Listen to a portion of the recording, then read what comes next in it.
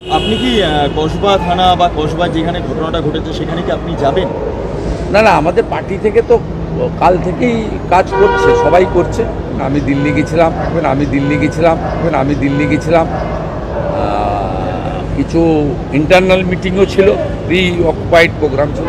দাদা দিল্লি গিয়েছিলেন internal meeting করতে। খামোকা এই নিন্দুকেরা বলে বেড়াচ্ছে দাদাকে নাকি দিল্লিতে ডেকে অমিত শাহ, রবিশঙ্কর প্রসাদরা রাম মালিশ করে ছেড়ে দিয়েছে। ওদের কথার উত্তর দেব। সে আপনি নাই বা বললেন, কিন্তু যখন এই কসবা কাণ্ড নিয়ে রাজ্য রাজনীতি তোলপাড়, যখন সুকান্ত মজুমদার লোকজন নিয়ে দলবল নিয়ে মিছিল করছে, মিটিং করছে, জেলে যাচ্ছে, যখন অগ্নিমিত্রা পাল, ফাল্গুনী পাত্র মহোদয়ারা ঘর্মাক্ত হয়ে লাগাতার ঘন্টার পর ঘন্টা প্রেস কনফারেন্স করছে, তখন আপনি দিল্লি চলে গেলেন। আপনি তো মহেশতলায় সামান্য তুলসী রানী, তুলসী মাতার অপমানে তুলসী মাতাকে মাথায় চাপিয়ে গোটা কলকাতা ঘুরে বেড়ান। আপনি তো বিধানসভার অন্দরে মুখ্যমন্ত্রী মমতা বন্দ্যোপাধ্যায় অগ্নিমিত্রা পালকে কিছু বললে বিধানসভার অধিবেশন কাটছাট করে বেরিয়ে এসে নারী সম্মানের জ্ঞান দেন। আর সেই আপনি আজকের এত বড় একটা ইস্যু, এত বড় একটা হাতে গরম ইস্যুকে হেলায় হারিয়ে কেবলমাত্র ইন্টারনাল মিটিং করার জন্য দিল্লি ছুটে গেলেন। কিছু ইন্টারনাল মিটিংও ছিল, প্রি অকুপাইড প্রোগ্রাম ছিল। আর অভিজিৎ গাঙ্গুলি মহোদয়কে নিয়ে অনেকের উৎকণ্ঠা ছিল। তিনি আইসিইউ থেকে জেনারেল বেডে ট্রান্সফার হয়েছেন, তার সঙ্গে দেখা করাটাও আমার একটা প্রায়োরিটিতে ছিল। দাদা আপনি যত গুলিয়ে জল খাওয়ার চেষ্টা করুন না কেন, আপনি কেন দিল্লি গেছিলেন, দিল্লি ছুটেছিলেন, তা আমাদের কাছে খবর এসে গেছে। ভারতীয় জনতা পার্টি কোনো রাজ্যে বা কেন্দ্রের কোনো নির্বাচনে নামার আগে তাদের স্ট্র্যাটেজি অনুযায়ী একটা করে ইন্টারনাল সমীক্ষা চালায়। তারা নিজস্বভাবে নিজেদের মতো করে একটা সমীক্ষা চালিয়ে নেয় এবং সেই সমীক্ষার ইনপুট অনুযায়ী তারা ফরম্যাট তৈরি করে। ঠিক সেই একই ফরম্যাট অনুযায়ী ভারতীয় জনতা পার্টি 2026 বিধানসভা নির্বাচনের আগে গোটা পশ্চিমবাংলা জুড়ে একটা ইন্টারনাল সমীক্ষা চালিয়েছিল জৈন ইনফ্রা বলে একটা কর্পোরেট সংস্থাকে দিয়ে। আর সেই কর্পোরেট সংস্থা গোটা পশ্চিমবাংলা জুড়ে তাদের মতো করে সমীক্ষা চালিয়ে যে রিপোর্ট কেন্দ্রীয় বিজেপির হাতে তুলে দিয়েছে, সেই রিপোর্ট পাওয়ার পর কেন্দ্রীয় বিজেপি আগামী 2026 বিধানসভা নির্বাচনের স্ট্র্যাটেজি কি ঠিক করবে, কেন্দ্রীয় বিজেপি টায়ার পাঞ্চার হয়ে গিয়েছে। সূত্র মারফত যা জানা যাচ্ছে, এই জৈন ইনফ্রা বলে যে কর্পোরেট সংস্থা গোটা পশ্চিমবাংলা জুড়ে ভারতীয় জনতা পার্টির হয়ে সমীক্ষা চালিয়েছিল, তাদের সমীক্ষার রিপোর্টে উঠে এসেছে বর্তমান পশ্চিমবাংলার যে রাজনৈতিক আবহাওয়া বা অবস্থা আছে, ঠিক যদি এই রাজনৈতিক আবহাওয়া বা অবস্থা বর্তমান থাকে, তাহলে আগামী 2026 বিধানসভা নির্বাচনে ভারতীয় জনতা পার্টি 45 থেকে 48 আসন মেরে কেটে পেতে পারে পশ্চিমবাংলা থেকে। অর্থাৎ বর্তমানে পশ্চিমবাংলার যে রাজনৈতিক আবহাওয়া পরিস্থিতি আছে তা যদি কন্টিনিউ থাকে, তাহলে আগামী 2026 বিধানসভা নির্বাচনে এই জৈন ইনফ্রার ইন্টারনাল রিপোর্ট বলছে ভারতীয় জনতা পার্টি 45 থেকে 48 সিটে আটকে যাবে। আর যে কারণে কেন্দ্রীয় বিজেপি দাদাকে তড়িঘড়ি দিল্লিতে তলব করেছিল। এখন পালিশ করেছে নাকি তিনি ঘুরিয়ে সেখানে নালিশ করে এসেছে, তা তো তিনিই বলতে পারবে। আমরা যদি এ বিষয়ে কিছু বলতে যাই তাহলে জনগণের তো বিশ্বাস হবে না। কারণ সম্প্রতিকালে নেতাজি ইন্ডোর স্টেডিয়াম থেকে যেভাবে অমিত শাহ দাদাকে একেবারে প্রশংসায় ভরিয়ে দিয়ে গেছে, তারপরে যদি কোনো সংবাদ মাধ্যম বা কোনো সাংবাদিক দাদা সম্পর্কে কেন্দ্রীয় বিজেপি কিছু বলেছে বা দাদাকে কেন্দ্রীয় বিজেপি ভৎসনা করেছে অন্তত বলে, তাও অন্তত বর্তমানে পশ্চিমবঙ্গবাসীকে বিশ্বাস করানো যাবে না। যাকে সেসব তাদের ছাগল তারা সামন দিয়ে কাটবে না পিছন দিয়ে কাটবে, তাদের ইন্টারনাল ম্যাটার। কিন্তু এয়ারপোর্টে নামার পর সাংবাদিকরা যখন দাদাকে জিজ্ঞাসা করেছিল যে এই কসবা কাণ্ড নিয়ে কি আপনি রাস্তায় নামবেন, প্রতিবাদে নামবেন, তাতে দাদা যে অভিব্যক্তি সহ উত্তরটা করেছে, তা থেকে তো একেবারে পরিষ্কার ডাল মে কুচ কালা হে। আপনি কি কসবা থানা বা কসবা যেখানে ঘটনাটা ঘটেছে সেখানে কি আপনি যাবেন? না না, আমাদের পার্টি থেকে তো কাল থেকেই কাজ করছে, সবাই ওরা তো কাজ করছেন। আমিও নিশ্চিতভাবে কাল সকালে আমার নন্দীগ্রামে মন কি বাত আছে।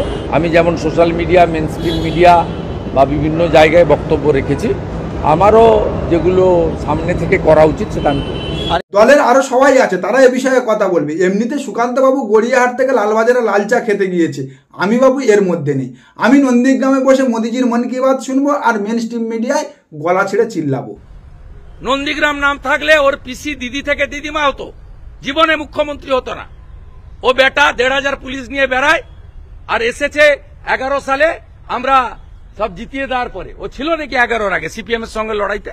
যে শুভেন্দু অধিকারী রাজ্য সরকার, মমতা বন্দ্যোপাধ্যায়, তৃণমূল কংগ্রেস, অভিষেক বন্দ্যোপাধ্যায় সম্পর্কিত বা প্রসঙ্গিত কোনো ইস্যু হাতে পেলেই সঙ্গে সঙ্গে রাজপথে নেমে, রাস্তায় নেমে চিল্লানো শুরু করে দেয়, সেই শুভেন্দু অধিকারীর আওয়াজটা যেন কেমন কেমন লাগছে এই দিল্লিতে ঘুরে আসার পর থেকে। এই ইস্যুটা তো একটা পার্টিকুলার ইস্যু শুধু নয়, সামগ্রিকভাবে আমাদের বোন, দিদি, কন্যাদের, আমাদের নারী সমাজের সুরক্ষার প্রশ্ন। অতএব এই ইস্যুটা নিয়ে একটা আন্দোলন বা একদিনের আন্দোলন তো বড় কথা নয়। আবার হতে পারে এটা তাদের দলীয় স্ট্র্যাটেজি, কারণ সম্প্রতিকালে শুভেন্দুবাবুর কোলে বসে দোল খাওয়া কার্তিক মহারাজের যে কেলেঙ্কারির খবর বা ভিডিও সামনে চলে এসেছে, তারপরে হয়তো ভারতীয় জনতা পার্টি ভেবেছে যে এই শুভেন্দু অধিকারীকে দিয়ে যদি এই কসবা কাণ্ডের কাউন্টার করা হয় বা রাস্তায় নামানো হয়, তাহলে মহেশতলার মতো মহিলারা ঝাঁটাঝুঁটু নিয়ে তাড়াও করতে পারে। আবার হতে পারে শুভেন্দুবাবু দাঙ্গা স্পেশালিস্ট, অর্থাৎ ওই ধর্মীয় উস্কানির গন্ধ পেলে সেই জায়গায় গিয়ে শুভেন্দু অধিকারী সেই ইস্যুটাকে কিভাবে তিল থেকে তাল করতে হবে সে বিষয়ে হয়তো তার পিএইচডি করা আছে, যে কারণে ভারতীয় জনতা পার্টি এই কসবা কাণ্ডে তাকে মাঠে নামাচ্ছে না। আর এই সমস্ত কিছু যদি না হয়, তাহলে অবশ্যই তিনি দিল্লিতে গিয়ে গুঁতো খেয়েছেন। এই বিরোধী পক্ষ বা নিন্দুকেরা যে দাবিটা করছে, রবিশঙ্কর প্রসাদ, অমিত শাহ তাকে দিল্লিতে ডেকে রামপালিশ দিয়েছে, যে কারণে হয়তো শুভেন্দু অধিকারী এখন এই সমস্ত বিষয়ে হস্তক্ষেপ বা নাক গলাতে চাইছে না। মমতা ব্যানার্জিকে আমি হারিয়েছি। বাংলার মানুষ যদি প্রাক্তন না করতে পারে, কোনো বোন, কন্যা, দিদি, মা এই বাংলায় সুরক্ষিত নয়। ও আচ্ছা, তার মানে আপনার দ্বারা আর হচ্ছে না। এই কদিন আগে পর্যন্ত তো গলার শিরা ফুলিয়ে চিল্লাচ্ছিলেন, মমতা বন্দ্যোপাধ্যায়কে আপনি হারিয়েছেন, ভবানীপুরে আবার হারাবেন, মমতা বন্দ্যোপাধ্যায়কে প্রাক্তন করবেন। দিল্লির গুতোকে সেই ভূত মাথায় থেকে নেমে গিয়েছে, এখন বাংলার জনতাকে ঢাল করছেন। আগামী 2026 বিধানসভা নির্বাচনে বাংলার জনতা কাকে রাখবে, কাকে হারাবে, কাকে প্রাক্তন করবে, সেটা জনতা ঠিক করে রেখেছে। আপনি শুধু ঠিক করুন, আপনি নন্দীগ্রামে দাঁড়াবেন, ভবানীপুরে দাঁড়াবেন নাকি উত্তরপ্রদেশে। কারণ আপনি প্রতি মাসে একবার করে আপনার বয়ান পাল্টাচ্ছেন, কখনো বলছেন নন্দীগ্রামে, কখনো বলছেন ভবানীপুরে, আবার কখনো বলছেন ভবানীপুরে অন্য কাউকে দিয়ে মমতা বন্দ্যোপাধ্যায়কে হারাবেন। আপনি দিল্লিতে গিয়েছিলেন রবিশঙ্কর প্রসাদের তেল মাখাতে, কারণ কেন্দ্রীয় বিজেপি একেবারে ডেডলাইন দিয়ে ঘোষণা করে দিয়েছে আগামী 2রা জুলাই বঙ্গ বিজেপির সভাপতির মনোনয়ন হবে, যে কারণে আপনি তড়িঘড়ি এই কসবা কাণ্ডের মতো এত বড় ইস্যুকে সাইডে রেখে ছুটে গিয়েছিলেন দিল্লিতে রবিশঙ্কর প্রসাদকে তেল মাখিয়ে, যদি ওই সভাপতির আসনে, বঙ্গ বিজেপির সভাপতির আসনে আপনার ঘনিষ্ঠ কাউকে বসানো যায়। তবে আপনার সেই তেল মাখানোতে রবিশঙ্কর প্রসাদ আপনাকে কি উত্তর দিয়েছে তা রবিশঙ্কর প্রসাদ আর আপনি বলতে পারবেন, কিন্তু আপনার অভিব্যক্তি থেকে একেবারে পরিষ্কার আপনি যে আশা নিয়ে গিয়েছিলেন সে আশায় জল ঢুকে গিয়েছে। আর এদিকে আপনার ঘনিষ্ঠ নেতা, আপনার মনোনীত, আপনার জেলার মেদিনীপুরের ভারতীয় জনতা পার্টির যুব সভাপতি উড়িষ্যায় সোনা দোকানে ডাকাতি করতে গিয়ে ধরা পড়েছে। সোনা চুরির অভিযোগে গ্রেফতার বিজেপি নেতা। ওড়িশায় গ্রেফতার মেদিনীপুরের বিজেপির যুব মোর্চার নেতা। অভিযোগ, চুরির পর গাড়িতে চেপে পালানোর সময় দুর্ঘটনা ঘটে, আর তখনই বিজেপি নেতাকে ধরে ফেলেন স্থানীয় বাসিন্দারা। ভিন রাজ্যে গিয়ে পদ্ম নেতার সোনা চুরির ভিডিও ভাইরাল। কদিন আগে দেখলাম আপনি যাকে বগল দাবা করে নিয়ে ভারতীয় জনতা পার্টিতে এনেছিলেন হিন্দু ভোট টানার জন্য, তিনি ধর্ষক বেরিয়েছে। এখন আবার দেখতে পাচ্ছি আপনার মনোনীত যুব নেতা চোর বেরিয়েছে। শুভেন্দুবাবু, আপনার শনির দশা চলছে, আপনি একটু সন্ময় বন্দ্যোপাধ্যায়কে হাত দেখান, উনি ভালো ভবিষ্যৎবাণী করতে পারবেন, উনি ঠিক বলে দিতে পারবেন আপনার এখন রাহু তুঙ্গে নাকি কেতু তুঙ্গে। আবার আপনি দিল্লিতে গিয়ে যে অভিজিৎ গাঙ্গুলিকে দেখতে গিয়েছিলেন এইমস হাসপাতালে, তার ছবি আপনি আপনার সোশ্যাল মিডিয়াতে প্রকাশ করেছেন। আমার দর্শকদের উদ্দেশ্যে বলবো এই ছবিটা ভালো করে দেখতে। এটা দিল্লির এইমস হাসপাতালের ভিভিআইপি কেবিন। এই দিল্লির এইমস হাসপাতালের ভিভিআইপি কেবিনের যা চেহারা, এর থেকে তো ঘোলা রুরাল হাসপাতালের জেনারেল কেবিন অনেক ভালো। একটা এইমসের মতো হাসপাতাল, তার উপরে আবার ভিভিআইপি কেবিন, তার যদি এই হাল হয় তাহলে সাধারণ জনগণের জেনারেল কেবিনের কি অবস্থা। আবার এই ভারতীয় জনতা পার্টি কথায় কথায় এইমসের উদাহরণ টানে, পশ্চিমবাংলার স্বাস্থ্য ব্যবস্থার দিকে আঙুল তোলে। আর এই জন্য তো পশ্চিমবঙ্গকে ভারত সরকার স্বাস্থ্যে প্রথম স্থান দিয়েছে। এই 2025-26 অর্থবর্ষে ভারতবর্ষের মধ্যে স্বাস্থ্য পরিষেবাতে, স্বাস্থ্য পরিকাঠামোতে পশ্চিমবঙ্গ প্রথম স্থান অধিকার করেছে। যে খবরের দিকে নজর রাখতে হচ্ছে, স্বাস্থ্য পরিষেবার গুণমানে প্রথম পশ্চিমবঙ্গ। স্বাস্থ্য পরিষেবার গুণমানে রাজ্যকে স্বীকৃতি কেন্দ্রের। রাজ্যের মোট 12,859টি স্বাস্থ্য কেন্দ্রের উপর সমীক্ষা কেন্দ্রের। রাজ্যের 3,039টি স্বাস্থ্য কেন্দ্রে NQAS এর শংসাপত্র। ন্যাশনাল কোয়ালিটি অ্যাসুরেন্স স্ট্যান্ডার্ডের তালিকায় তথ্য। শুভেন্দুবাবু বিরোধী দলনেতা, রাজ্য সরকার রাজ্যের যে কোনো কাজের বিরোধিতা করাটা ওনার চাকরির একমাত্র লক্ষ্য বা উদ্দেশ্য বলে উনি মনে করে, কিন্তু উনি যাদের হয়ে, যে কেন্দ্রীয় বিজেপির হয়ে ওকালতি করে, সেই কেন্দ্রীয় বিজেপি কেন্দ্রীয় সরকার যে পশ্চিমবঙ্গ সরকারকে একাধিক বিষয়ে দরাজ সার্টিফিকেট দিচ্ছে, শুভেন্দুবাবু কি সে খবর রাখে?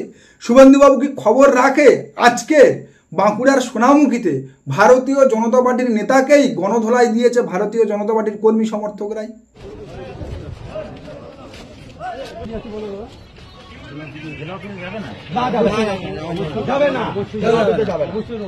আমাদের কর্মীদের সাথে কথা বলা যাবে, কেউ যাবে না,